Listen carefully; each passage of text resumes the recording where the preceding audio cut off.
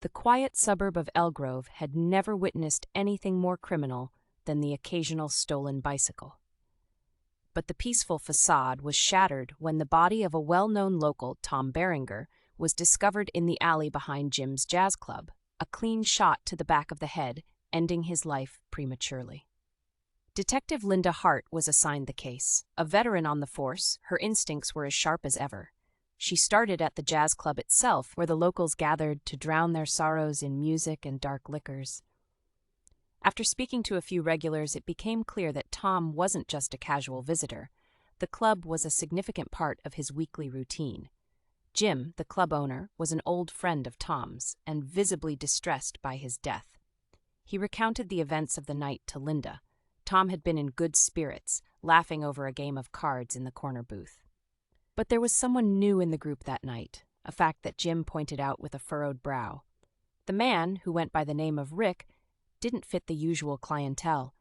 He was quieter, kept glancing around, and left abruptly before the night was over. The detective jotted down notes and thanked Jim for his help.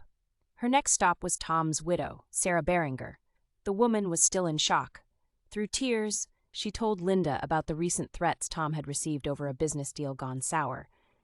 He had planned to meet someone to set things straight that very night. With this new information, Linda cross-referred Tom's phone records.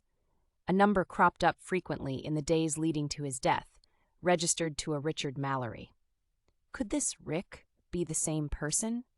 She dug deeper, discovering that Richard had filed for bankruptcy after a failed investment in one of Tom's projects. Armed with evidence, Linda went to confront Richard.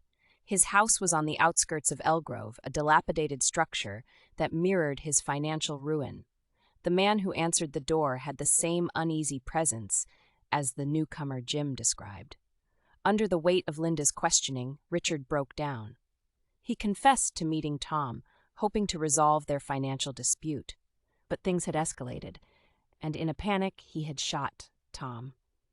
The confession brought mixed feelings.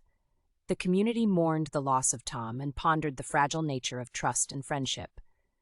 Detective Linda Hart, who had pieced together a man's last night with nothing but loose threads, reminded herself that in the quietest streets lurk the darkest shadows. It was, after all, another case closed and justice, a somber victory in the shaded lanes of Elgrove.